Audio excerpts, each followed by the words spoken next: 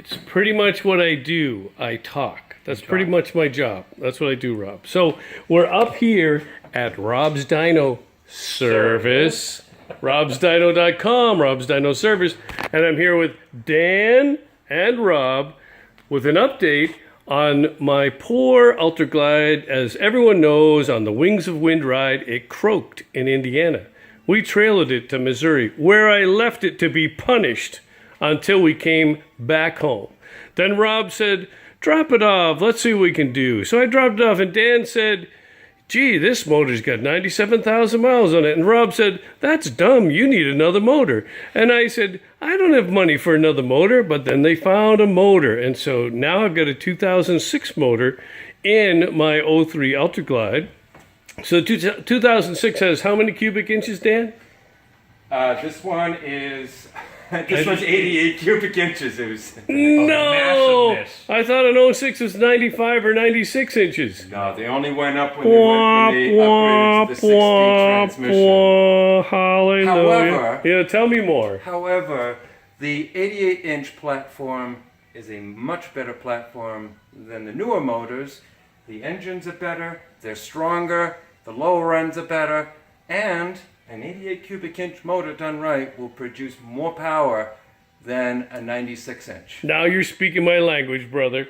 And so you pulled my old motor out, and what was the sad story with my 03 Ultraglide motor with all the high performance blah blah blah blah in it?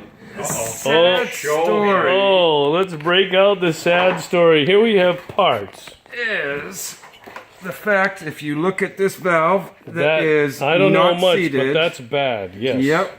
And what happened, kind of hard to tell, but the valve guide moved in the head and is holding this valve open. So the rear cylinder had no compression.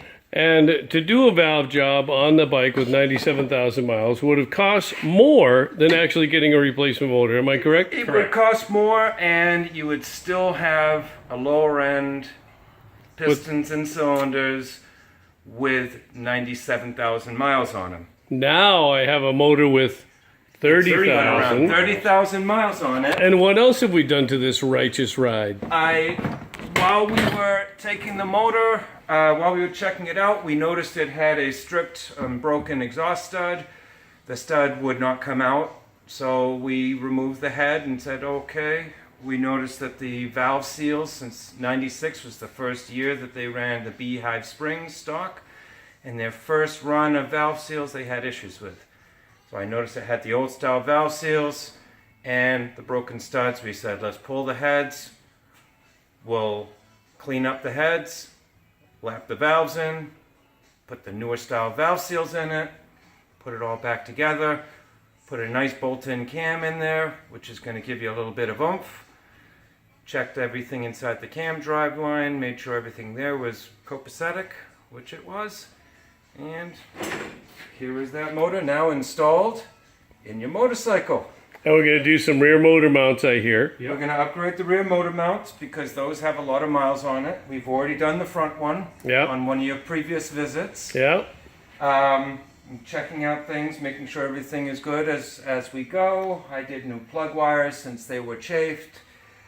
We found the wiring harness on the right side.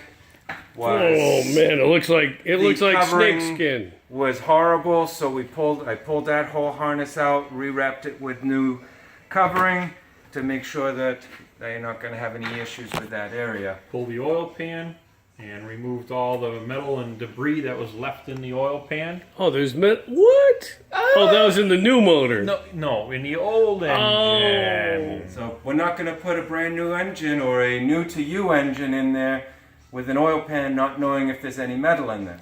The other thing we did is we replaced the two oil lines, which are on the other side of the motorcycle, because if you do have a failure, a lot of times the metal will impregnate the rubber and can come out and go through your new engine.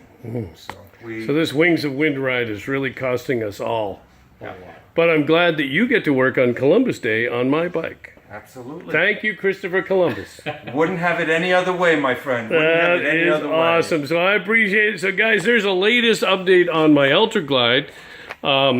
I think next we might take a look at John's Roadmaster that got Yes. dropped off, and we'll do a little update on that. Next. So that'll be pretty cool. I We hear have tell. his brand new mufflers. Oh yeah, because that thing was choking; it couldn't breathe.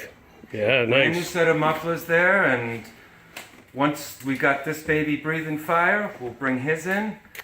We'll Yeah. check a few things out, change the mufflers, and then Rob gets to do his magic. That thing's going to dyno tune up right, and it reminds me, this will be dynoed again because it's a whole new deal. Yeah, Yep. so it'll all get retuned, and you'll be all happy again. Boy, I'll be all happy, and all I have to do is find that golden goose. You know, God always You have that special tree. God always provides for everything that I need, and clearly I need my Ultraglide. So thank you guys, thank you for that update. How exciting. It's just about time to get on my Ultraglide. Well, that is all from Rob's Dyno Service in Gardner, Massachusetts.